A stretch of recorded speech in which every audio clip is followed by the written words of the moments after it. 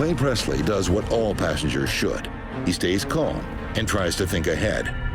So I started thinking about, if we're going to crash, I know I need to figure out where the exit rows are.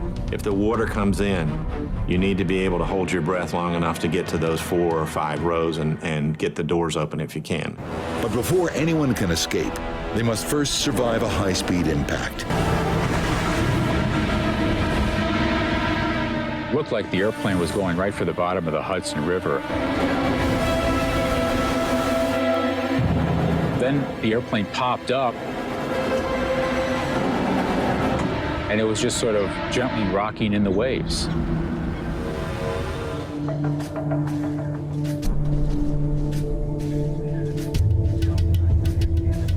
Oakland Center, Dynasty 006.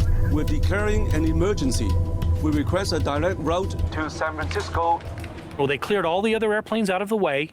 They gave him clear runway, so nobody was waiting. Didn't have to wait for anybody else. He went straight in for a landing.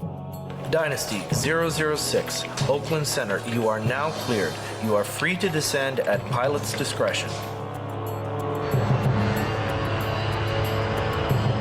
Captain Ho not only has injuries on board, the plane itself has been severely damaged. His rear elevators, which help control the altitude of the plane, don't seem to be working. Without them, landing his jet safely will be extremely difficult.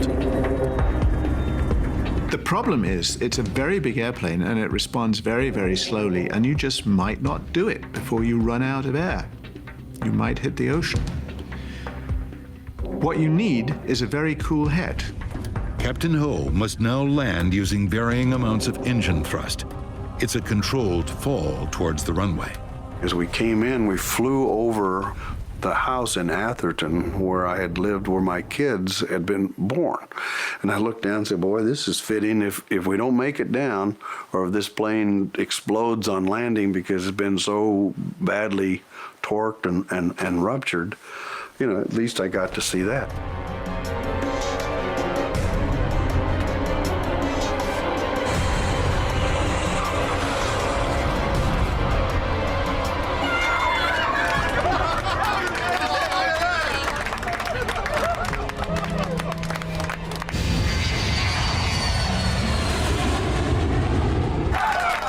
He made one of the best landings I've ever seen. I mean, it was just perfect touchdown. Ladies and gentlemen, this is Captain Ho speaking. Wishing you a safe journey. I hope you enjoyed our uneventful flight. Thank you for flying China Airlines. We hope you fly with us again.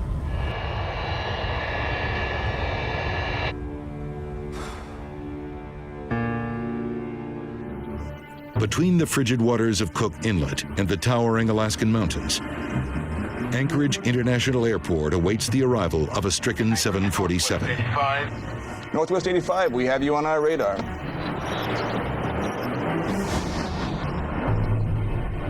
The passengers and crew of Northwest 85 are now moments away from an emergency landing.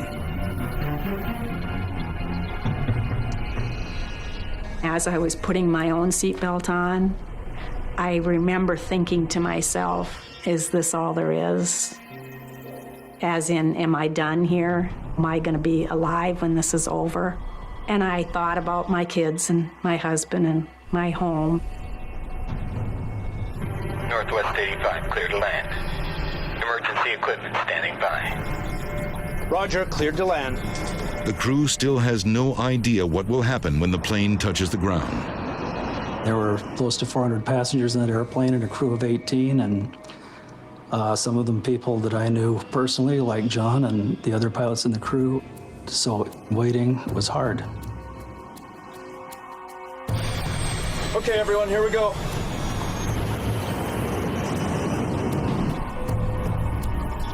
Touchdown in 5. Prepare for impact. Right!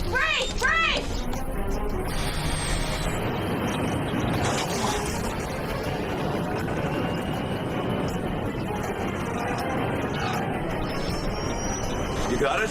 I got it. As planned, on touchdown, First Officer Fagan takes the control column.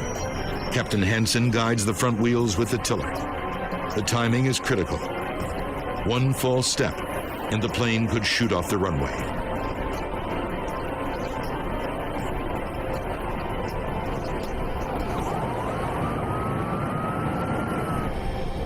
We got it.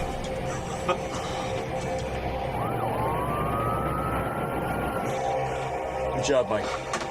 Good job, guys. So what do we do for encore? Not that. Everyone in the cockpit was finally able to exhale. And we just went,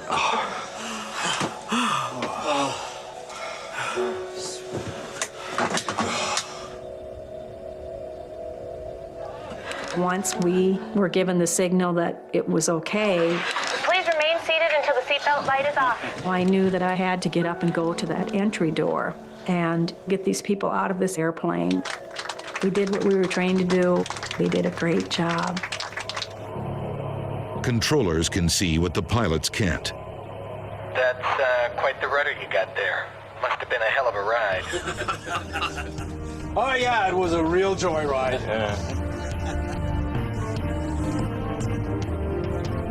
Almost 2 hours after the emergency began at 35,000 feet, all 404 people on board are safely on the ground. Southwest Airlines Flight 1380 is boarding for a trip to Dallas, Texas. The crew flew in earlier today from Nashville. The 4-hour trip to Dallas will be their second and final flight of the day.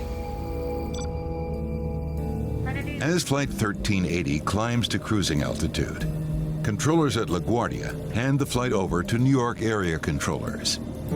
Southwest 1380, contact New York Center, 133.47. Copy that, 1380.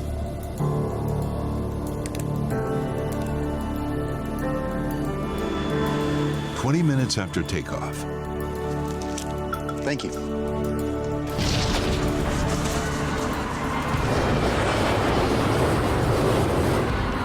Everything changed. What the? We had a very large bang. We had multiple warnings going off in the cockpit and a very severe vibration throughout the entire plane. First Officer Elliser struggles to control the aircraft as it banks steeply to the left. I immediately grabbed the yoke to stop the roll. You still got it! I was not able to see any of the engine instruments because the vibration was so severe. It was just a blur of colors. And so I can't see anything. Still got it. Luckily, it was a clear day, a very clear horizon, and I was able to roll out of the bank and recover the airplane. First Officer Elliser reduces engine power and begins a steep descent. Flight 1380 is 10 minutes away from Philadelphia International Airport and closing fast.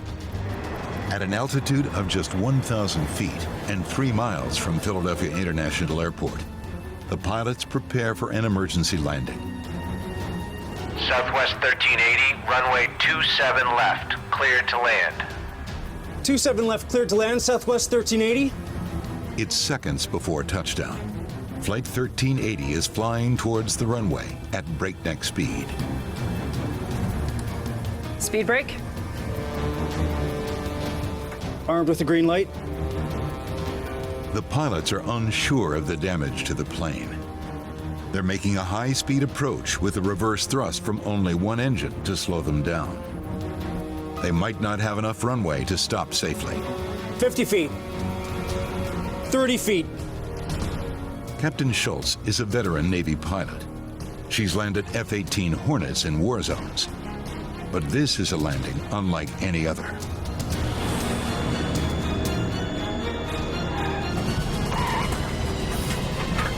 Speed brakes up. The thrust reverser on their only engine deploys. If the reverser doesn't work, the plane could overshoot the runway. We touched down. It was a great landing. Thank you, Lord. Thank you. Thank you. Thank you, Lord.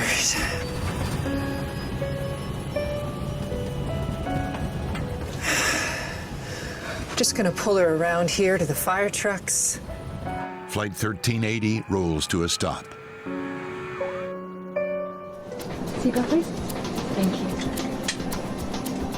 Cathay Pacific Flight 780 is cruising at 38,000 feet over the South China Sea. Captain Malcolm Waters and his crew are nearing the end of a 4.5-hour flight from Indonesia to Hong Kong. 165 miles from Hong Kong Airport, the Airbus leaves cruising altitude and begins its descent. And then something goes wrong. The flight computer is alerting the pilots to a problem. Okay, let's see what we got.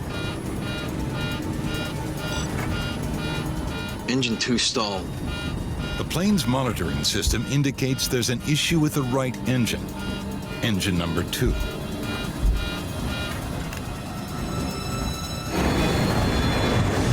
With no explanation for the incident, Captain Waters reduces power on the engine to idle to protect it from damage. Idle. The lowest possible power level while still keeping it running.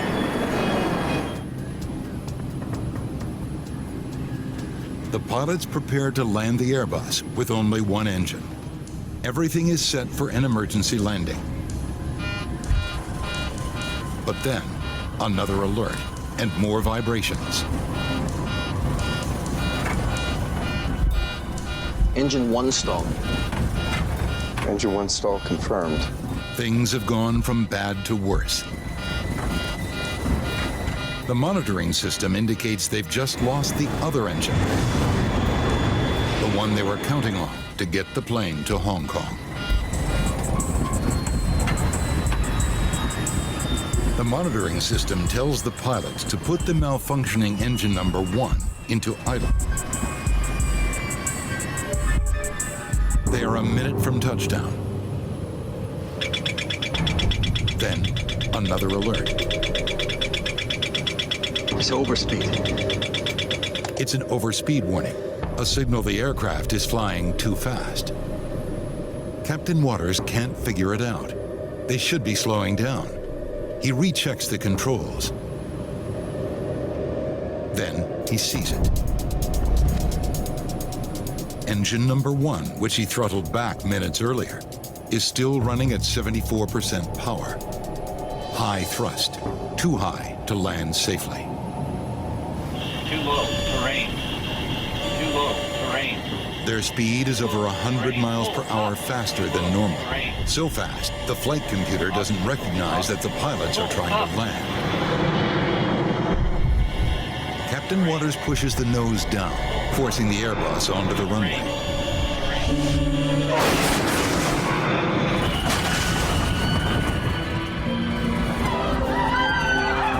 The Airbus is getting close to the end of the runway.